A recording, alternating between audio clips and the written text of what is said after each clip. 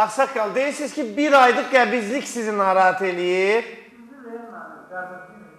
Qəbizlik sizi üzür bir ayda. Bugünə qədər də bilməmsən ki, xəstəlik nədir? Heç vaxt. Tamam, qulaq as, indi doktor sizə deyəcək.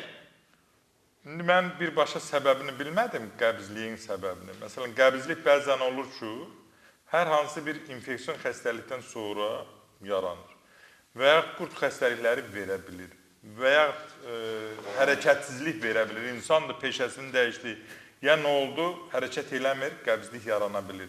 Və ya nəsə yedin, ya içdin, o zaman da bəzən bağırsaq çöplərinin nisbəti dəyişir, disbakterioz yaranır, yenə də sənə nə verir?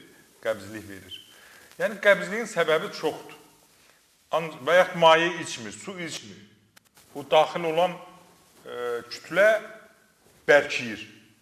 Biraz da hərəkətsizlik, yenə də qəbizlik yaranır. Yəni, səbəbini bilmirəm. Ancaq bir halda yenə də deyirəm, bol miqdarda su için. Bol miqdarda meyvə, tərəvəz qəbul edin. Çatkəni yağı qəbul edin. Zeytun meyvəsi yiyin, zeytun yağı qəbul edin. Əncir qurusunu stəkana 5 ədəd atın,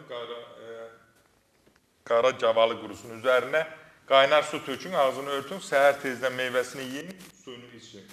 Hərəkət eləyin gündə sürətlə 10 kilometr.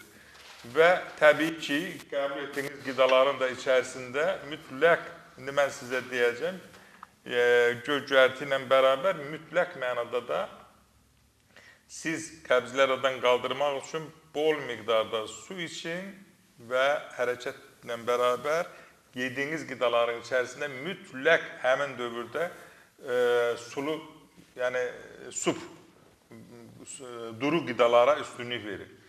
Əgər əmələ gəlməsə, onda acılıq otundan istifadə edin. Acılıq otu çox gözəl effekt verir. Acılıq otu? Bəli.